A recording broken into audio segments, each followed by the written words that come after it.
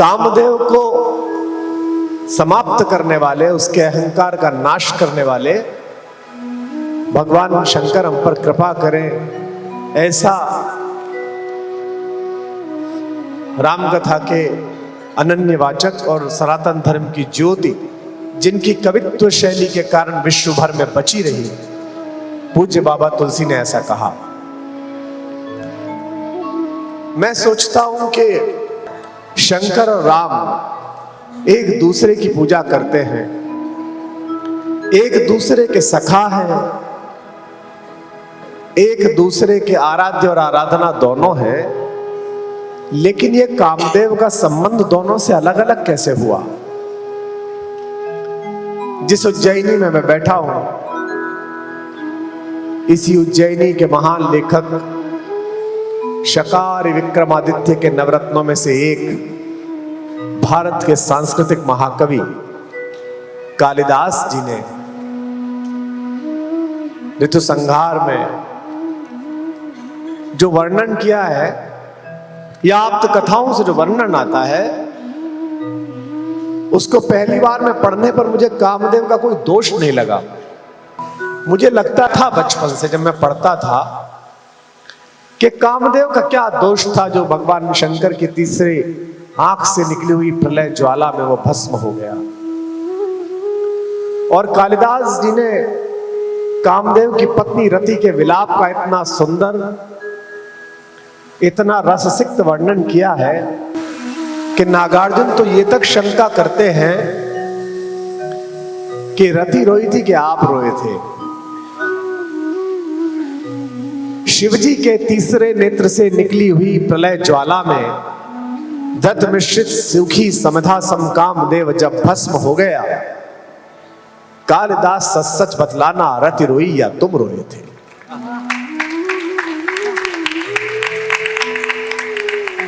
आपने पढ़ी होगी यह कविता। वर्षा ऋतु की स्निग्ध भूमि का प्रथम दिवस आषाढ़ मास का, देखत गगन में श्याम घनघटा, विदुर यक्ष का मन जब मचला, चित्रकूट के सुबह शिखर पर। बहुत अच्छी कविता है, मुझे बड़ी प्रिय भी है।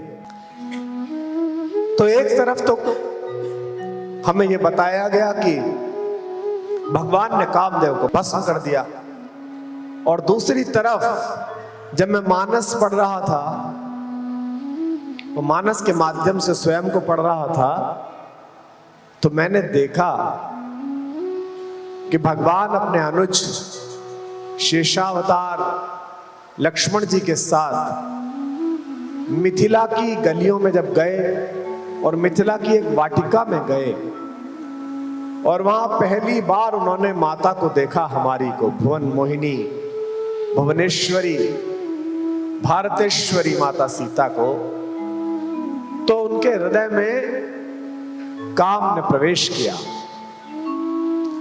और भगवान ने अपने भाई से कहा कि रघुवंशन कर सहज स्वभाव, मन कुपंथ पग धरई न काऊ।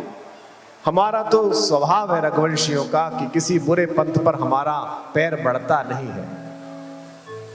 और कहते कंकन किंकिन नूपुर धुन सुनी, कहत लखन सन राम हृदय गुनी। हे लक्ष्मण, मानहु मदन दुंदुभी बाजी। ऐसा लग रहा है मेरे हृदय में कामदेव ने अपनी विजय का ट्रम्पेट बजा दिया, दुंदुभी बजा दी। एक बड़ा भाई, वो भी पिता के कद का बड़ा भाई, लक्ष्मण जिन्हें पिता ही मानते हैं। आप सबने पढ़ा, बचपन से लक्ष्मण को पता चल गया था कि मैं पुत्र दशरथ का बेशक हूं, लेकिन मेरा जीवन तो भैया के चरणों में है।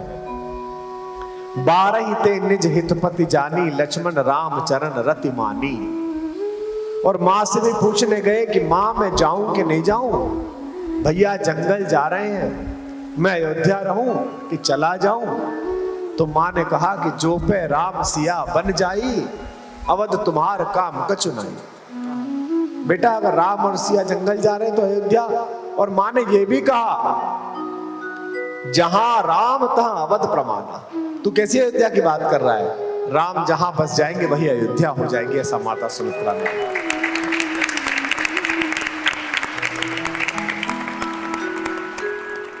फिर अपने इतने छोटे भाई से जो बेटे जैसा है उससे प्रेम की बात करना,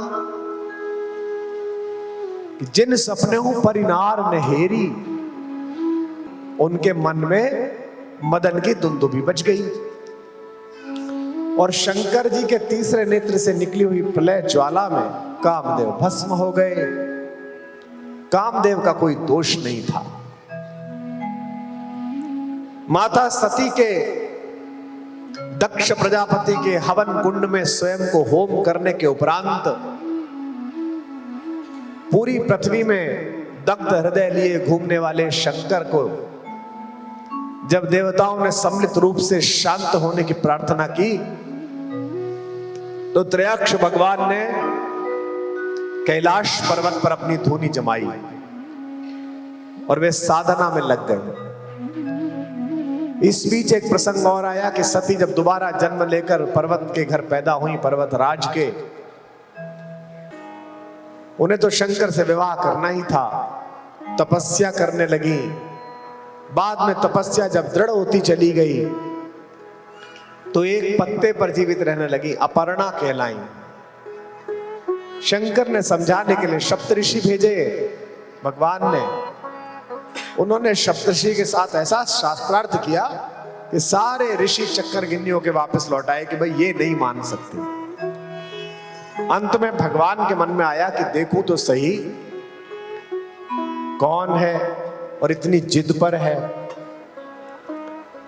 भगवान उठे, जैसे थे वैसे ही चल दिए। शंकर इसीलिए एक साम्य के समाज के देवता हैं कि उनको कोई आभूषण नहीं लगता। जिस चिता की भस्म को अंतिम यात्रा का प्रतीक माना जाए उसे वो अपने दिव्य ललाट पर शोभित कर लेते हैं। और उनकी भस्म को दुर्वासा अपने माथे पर लगाकर नरक गए थे देखने के लिए। कुंड में झांका, कुंभी पाक नरक में अचानक स्वर्ग पैदा हो गया। यमराज ने पूछा ये कैसे हुआ? दुर्वासा हंसने लगे, बोले समझ गया कैसे हुआ। ये मेरे माथे पर मेरे शंकर की भस्म लगी हुई थी, मैंने झांका, ये थोड़ी झर गई नीचे तो कुंभी पाक नरक भी स्वर्ग में बदला।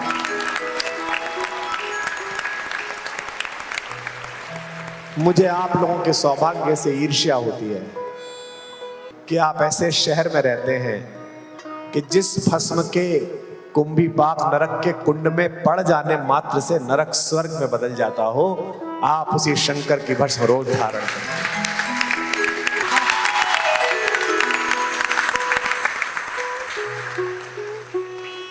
उसी रूप में शंकर निकले और पहुंचे। महाकवि कालिदास कहते हैं कि खबर गई अंदर कि स्वयं शंकर आ रहे हैं मिलने के लिए, देखने के लिए।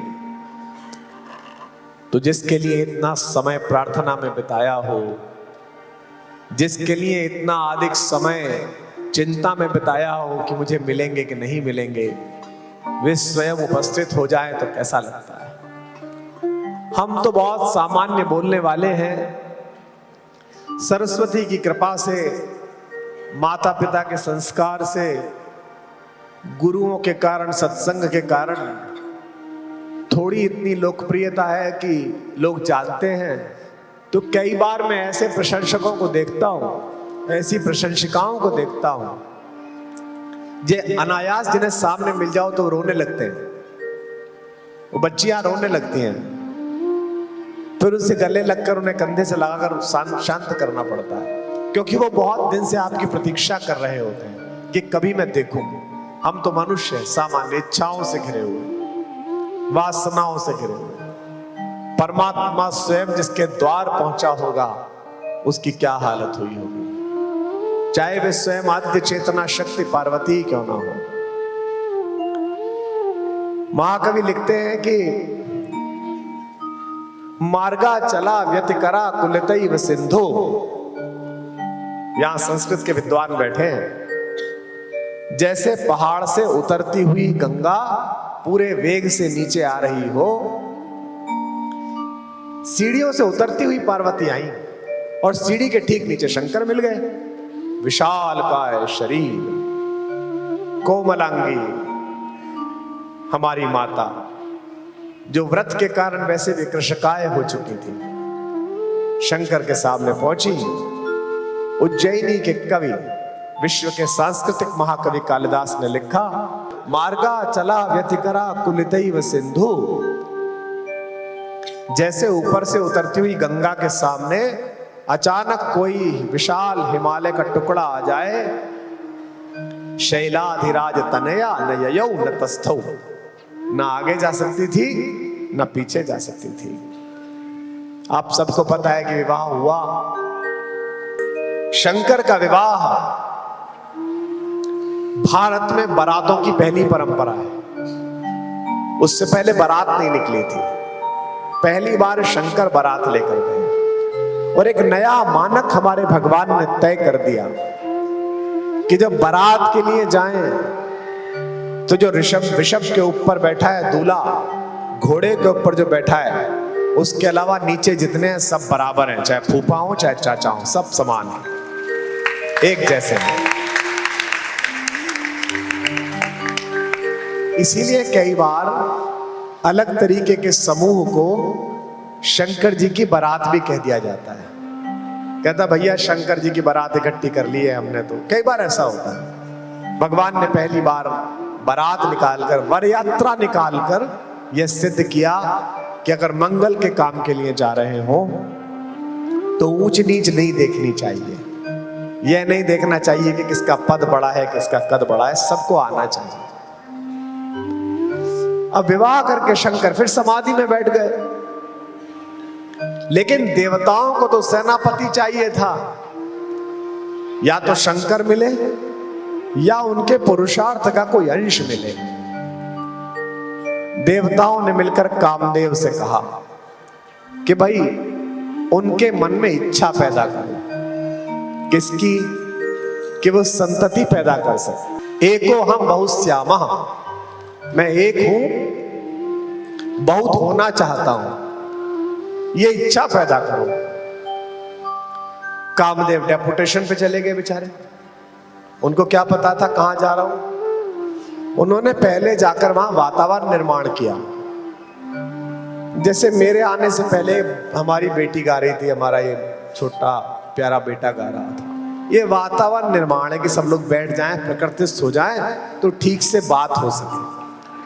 तो शंकर जी ने समाधि लगा रखी थी, कामदेव ने अपने पंचबाण चलाए, चारों तरफ बसंत फैल गया। बसंत कामदेव का प्रिय मित्र है, दोनों साथ साथ रहते हैं।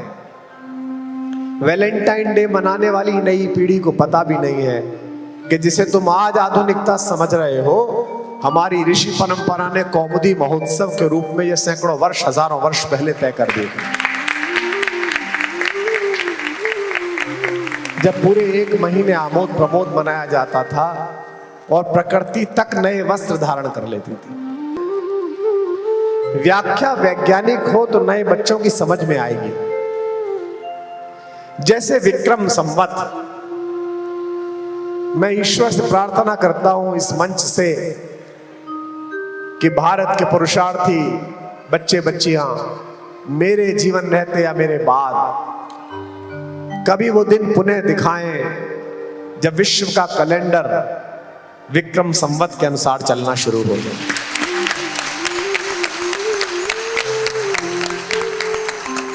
संभवतः आपने मेरे कथन की गंभीरता पकड़ी होगी। मैंने कहा पुनः दिखाएं, मैंने ये नहीं कहा कि हम कैलेंडर बदलना चाहते हैं। मैंने ये कहा कि जो कैलेंडर बदल दिया गया है वो पुनः वहीं लौटे जहां था।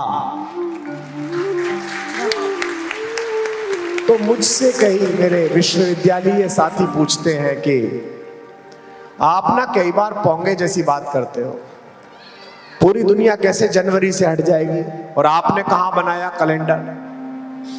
मैंने कहा भाई मैं तुझे पूरी तिथि संशुद्धि बताऊंगा तो 3 दिन बीत जाएंगे, और मैं परमात्मा के काम में हस्तक्षेप नहीं करता। परमात्मा ने जिसको ज्ञानी बनाया है बहुत सोच के बनाया है। और परमात्मा ने अगर किसी को प्रचंड मूर्ख बनाया है तो वो भी बड़े श्रम पूर्वक बनाया है। उसको ज्यादा सुधारना, ज्यादा अच्छा बनाना अगर परमात्मा की इच्छा में नहीं है तो मेरे बस की भी नहीं है। मैं तो क्या ही करूंगा, तो क्या तुझे सुधारूं। मैंने उसको बताया कि वर्ष प्रतिपदा से पूरे विश्व का कैलेंडर चलता था और तुम भी मेरे साथ चलते थे नए साल में। कैसे? पहला महीना मार्च, आओ मार्च शुरू करें। मार्च का मतलब क्या है? चलो अब मार्च को फैलाइए। मार्च, अप्रैल, मई, जून, जुलाई, कौन सा महीना आ गया? 7वां। क्या नाम है उसका? सितंबर। सितंबर। इसके बाद महीना आ गया 8वां, अष्टंबर, 8वां महीना। इसके बाद आ गया 9वां, नवंबर। इसके बाद आ गया 10वां, दशंबर। ये पहले से चलते थे, आज की बात नहीं, हजारों वर्षों से ऐसा ही चल रहा था। लेकिन राजनीतिक रूप से, सामरिक रूप से हम परास्त हुए। जो जाति अपना इतिहास आत्ममुग्धता में गलत पढ़ती रहती है, उसे इतिहास को भविष्य में सुधारने का अवसर नहीं मिलता। आपको सदैव इतिहास ठीक पढ़ना चाहिए और इतिहास का मतलब ही यह है कि उससे सबक लिया जाए। तो शंकर जागे। शंकर ने देखा कि अचानक बसंत कैसे आ गया, बड़े प्रसन्न हुए। फिर उन्हें पेड़ के पीछे छिपा हुआ कामदेव दिखाई दिया। भगवान को क्रोध आया कि इसकी इतनी हिम्मत कि ये मुझ पर तीर साधे। तो उनकी तीसरी नेत्र से ज्वाला निकली। आजकल शरीर विज्ञान कहता है कि यहां कोई ग्लैंड है, पता नहीं उसका क्या नाम है, प्यूक्लिड ग्लैंड, सर्वाधिक संवेदनशील जगह है। ये आज कह रहा है 50 साल में, और हम लाखों वर्ष से कह रहे हैं कि शंकर के यहां पर एक नेत्र है जिसमें से संवेदना की अग्नि निकल सकती है। तब से कह रहे हैं हम। वो भस्म हो गया। एक कहानी ये हो गई। अंततः भगवान जागे और सेनापति कार्तिकेय का जन्म हुआ। देवासुर संग्राम में देवताओं को विजय मिली। लेकिन कामदेव जब देह में ना रहे तो रति ने, उनकी पत्नी ने शंकर जी से कहा कि मेरा क्या दोष था, मेरे पति का क्या दोष था। वो तो ऑफिशियल ड्यूटी पर था, उनको तो देवताओं ने कहा था करके आओ, आपने उन्हें मार दिया। भगवान ने कहा हाँ बात तो सही है, तो फिर ऐसा करते हैं, मैं इसे जीवित तो नहीं कर सकता, पर मैं इसे अशरीरी भाव के साथ जीवित कर दूंगा। जब तक प्रकृति चलेगी तेरा पति हर मनुष्य के अंदर, हर जीव जंतु के अंदर विद्यमान रहेगा। कितना बड़ा वरदान कामदेव को मिला, कितना बड़ा वरदान। लेकिन यही कामदेव जब राम तक पहुंचा, मेरे मर्यादा पुरुषोत्तम तक, तो उनके हृदय में दुंदुभी बजने लगी। बस मैं यही आपको लाना चाहता था। अब आप पहुंच गए जगह पर। क्या अंतर है इन दोनों के बीच? लड़कियां प्रेम करें, लड़के प्रेम करें, इसमें क्या गलत बात है? लेकिन कोई बिटिया प्रेम के आवेग में माता पिता की सलाह, बड़ों की समझाइश दरकिनार करके 35 टुकड़ों में बरामद हो, तो ये तो प्रेम का अपमान है।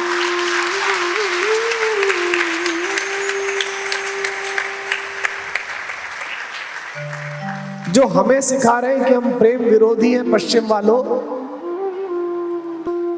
मेरे आराध्य भुवन मोहन कन्हैया का एक भी मंदिर आपको ऐसा नहीं मिलेगा जब उनके पार्श्व में उनकी प्रेमिका राधा रानी खड़ी ना मिले।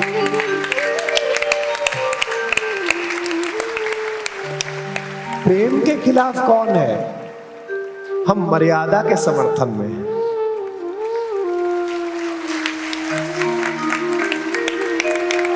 हम उस जलती हुई अग्नि के चारों तरफ होने वाले 7 पैरों के साथ सप्तपदी के पवित्र बंधन के समर्थन में हैं। इन दो कहानियों का क्या मतलब है? लता ओट तब सकिन लखाए, श्यामल गौर किशोर सुभाए। माता ने भी देखा हमारे पिता को और हमारे पिता ने भी देखा हमारी माता को, भारतेश्वरी सीता को, और प्रेम हो गया और विवाह भी हो गया। जनक ने कहा विवाह कर लो। एक राम कथा में यह भी आता है अध्यात्म रामायण में कि विश्वामित्र ने कहा विवाह कर लो। उन्होंने कहा पिताजी से आज्ञा मंगवाओ। विश्वामित्र ने कहा इसमें क्या समस्या है, यहां कर लो, पिताजी से आज्ञा से दूसरी कर लेना, तुम्हारे वंश में तो परंपरा है। इसे कहते हैं मेरे राम। उन्होंने कहा मैं तीनों माओं का समान लाडला हूं, पर मैं सोच सकता हूं मेरी बड़ी मां के बाद जब दूसरी मां आई होंगी तो मेरी बड़ी मां के मन में कुछ तो दुख का अंश गया होगा, और इन दोनों माओं की स्थिति में जब छोटी मां आई होंगी तो दुख का और अंश गया होगा। कोई भी परंपरा रही हो, पर ये राम आज ये मर्यादा स्थापित करता है कि मैं विवाह करूंगा तो एक ही और एक पत्नी व्रत जीवन भर पालूंगा।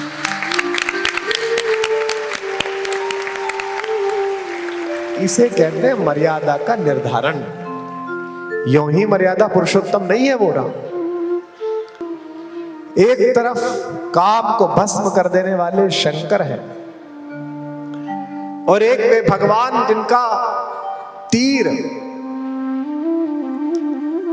स्मरण करके भी सीता माता कहती है रावण से खल सुध नहीं रघुवीर बाण की। ए मूर्ख, तुझे पता नहीं है उसका बाण कैसा है। और ये कब कह रही है, जब ऊपर हनुमान जी बैठे हुए हैं और वो कह रहे हैं कि मैं रघुवीर बाण बन के आया हूं। एक तरह से संकेत दे रही है कि तेरा कार्यक्रम अब समापन पर है। खल सुधि नहीं रघुवीर बाण की, क्योंकि पहली बार काम को भगवान राम ने कहा महसूस किया। कंकण, किंकिणी, नूपुर। नूपुर कहां पहने जाते हैं, पैर में। किंकिणी कहां पहनी जाती है, कटी में। और कंकण कहां पहने जाते हैं, हाथ में। पहन किसने रखे हैं, हमारी मां ने। पहुंच किसके पास रहे हैं, पिता के पास। कामदेव कहां है, नूपुर में। अगर काम मातृत्व के माध्यम से आएगा तो पिता उसे स्वीकार करेगा, जगत पिता उसे स्वीकार। भगवान से वरदान मांगते हुए तुलसी बाबा जैसे बड़े व्यक्ति ने अंतिम पंक्ति में मांगा कि जैसे कामी को नारी प्यारी होती, काम ही नारी प्यारी जिम, लोभ ही जिम प्रिय धाम, जन्म जन्म रति राम पद, यह वरदान महान। यह रघुनाथ के प्रति प्रेम में प्रतीक भी इस्तेमाल किया, तो क्या इस्तेमाल किया।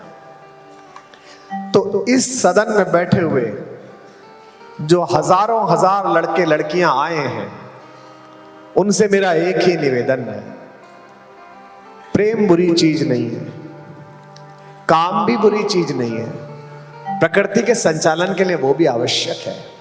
भगवान ने भी लव और कुश जैसे दो तपस्वी राजा पृथ्वी को दिए।